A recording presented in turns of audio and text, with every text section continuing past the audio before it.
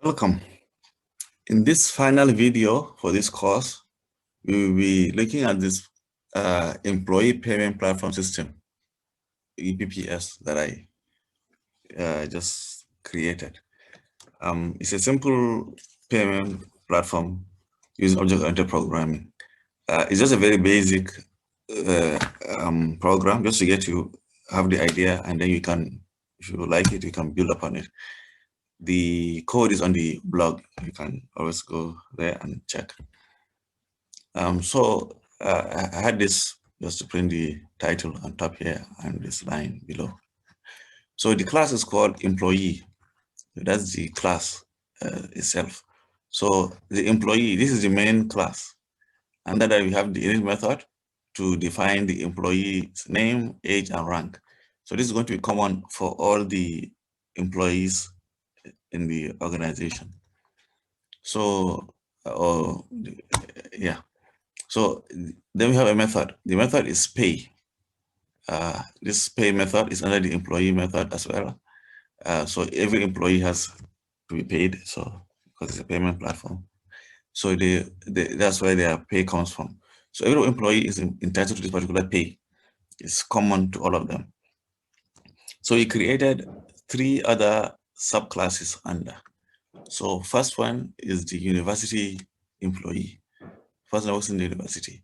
So in addition to having the name, age, rank, and also the pay, that person has some particular allowance that is to be paid. So that's why this class, we have this method allowance that's only peculiar to just this university employee. So when we now try to call any of the methods, we will get all these because they have the university employee has, the university worker has inherited all the methods under this employee class. So that is the name, age, rank, and then the pay itself. But in addition, it has a peculiar allowance just for that, for those class of workers. Next, we have the oil workers. So this particular, the oil workers, they also inherit all the methods from the employee class, but they have another special pay known as the offshore allowance, or just call it offshore in this particular case. So it's just peculiar to them alone. So knowing that, we now create our employees. So we have a first employee here is a normal employee, works in the system. His name is Mike. He's 34 years old and he's a manager. That's his rank. And he has the pay. So if you call the method, the pay method, so it will print pay as well because he has pay as well. Then we have university worker named Ali, 28, and he's a dean in the university. That's his rank. So Ali also has the pay as similar to what Mike has, but he has also this allowance peculiar to him alone, peculiar to university workers. And then next we have another employee working in the oil sector who's called J. J is 45 and is a supervisor. So J has pay, but he has also the offshore allowance as well, which is peculiar to only oil workers.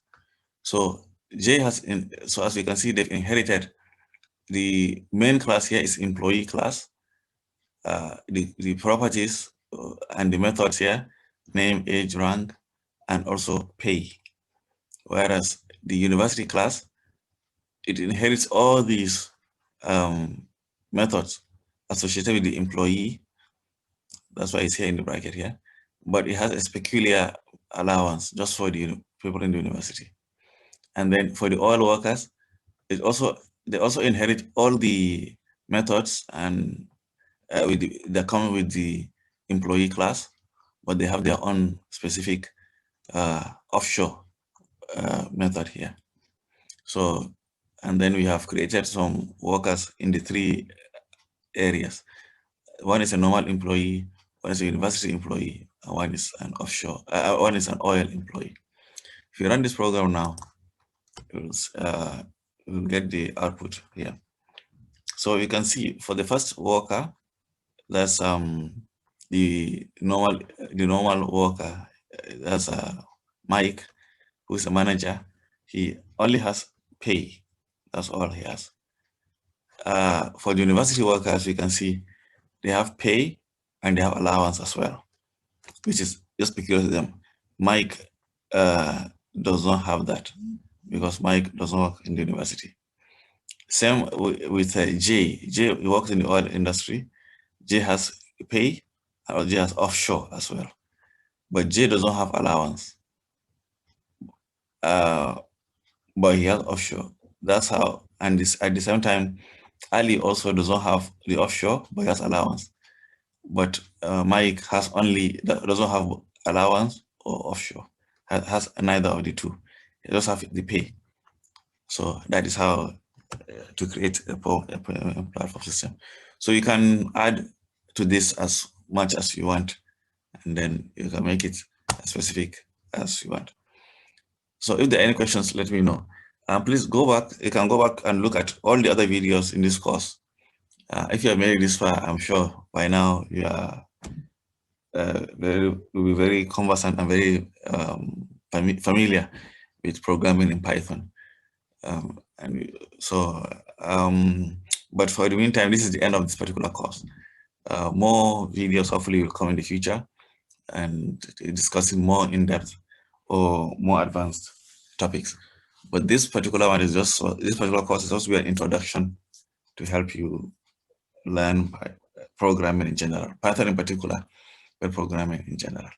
So as I said, if there are any questions, please let me know. And you can always go to the blog and get all these examples and revise everything you've done from the beginning. Thank you very much.